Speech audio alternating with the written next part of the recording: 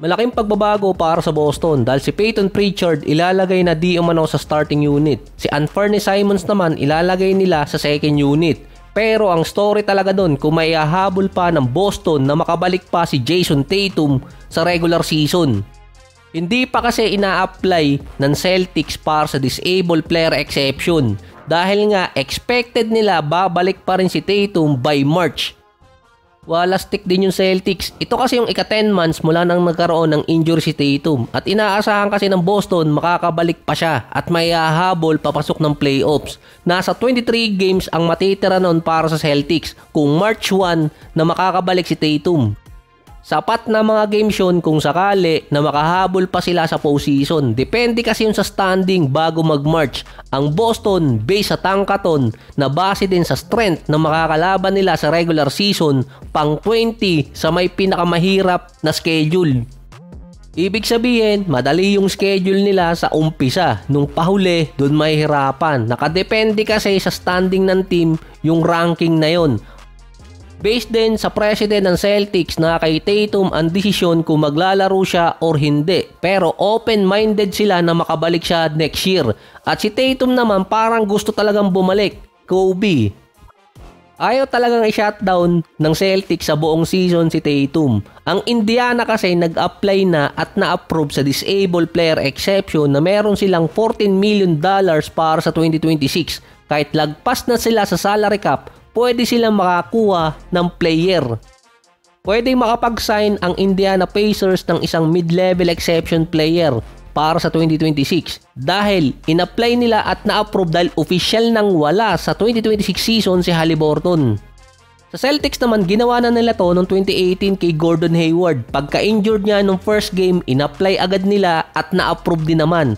Pero since hindi nila inaalis ang option na makakabalik si Tatum, hindi pa sila nag-i-inquire sa NBA para sa disabled player exception.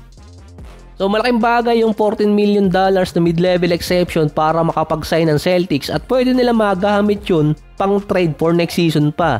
In short, kung in-apply agad ng Celtics, malaki yung chance na mapunta sa kanila si Bradley Beal. So example lang yun dahil matagal na di umanong nire-recruit ni Tatum si Bradley Beal na pumunta ng Boston Celtics.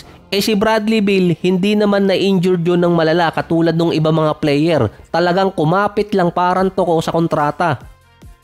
Pwedeng may isang reason pa doon ng Celtics kaya hindi pa nila ina-apply talaga si Tatum para sa disabled player exception. Dahil yung sa Indiana Pacers, may expiration date yun. Kailangan nila makapagpapirma or magagamit lang nila yun yung $14 million hanggang March 10, 2026. Ganong senaryo yung pinalalagpas ng Boston. Kahit yung iba mga write-ups hindi naniniwalang si Tatum makakabalik agad next season at yung 2027 ang pinaka-conservative para sa kanya. Sa Dallas Mavericks naman, si Kyrie expected makakabalik next season. Iba yung senaryo niya kumpara kay Tatum. By March, 12 months na nagkaroon ng injury si Kyrie. Nasa 20 plus game pa ang matitira sa Dallas. Sakto rin yun para makapag-push sila papasok ng play-ins or playoffs. Kahit anong standing doon ng Dallas, pwede makabalik si Kyrie. Depende pa kung magkakaroon ng hadlang sa recovery niya. Tulad dati sa ibang mga player na nagkaroon ng complication. Pero nasa 5 months na kasi at papasok na sa rehab at conditioning si Kyrie by October. Based din yan kay Nico Harrison. Ayon kay Sham, by January 2026 ang expected babalik si Kyrie. Pero mukhang maaga pa yon. Ayon naman kay Kyrie sa livestream, babalik siya kung 1,500%. Based naman kay Jason Kidd, expected niya makakabalik si Kyrie by January, February, or kaya March. Mas papabor kasi kay Kyrie kung March talaga siya makakabalik dahil iisa lang ang back-to-back game dun. Hanggang katapusan na yun ng regular season. Kaso lang, ang magiging problema ng Dallas sa 22 games na matitira nila, 14 games nun, road games. Isang araw lang din ang halos pahinga ng mga player or pagitan ng mga games. Hindi yung best scenario para kay Kyrie or sa returning player na galing injury katulad niya. Ang best scenario pa doon kung isang araw na pagitan pero home court naman ng Dallas.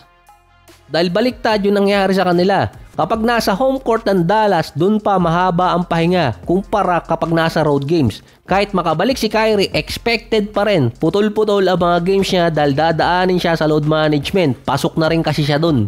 Ito pa yung isang babantayan doon dahil nga si Anthony Davis injury prone. Pero mula 2021 hanggang 2025 season, nagkakaroon kasi si AD ng injury by mid-season. Kalimitan pa yon kapag January until March. Pero nakakabalik agad si AD or nakaka-recover agad siya kapag huling buwan ng regular season or last 3 weeks. Tatapat yun kung kailan babalik si Kyrie.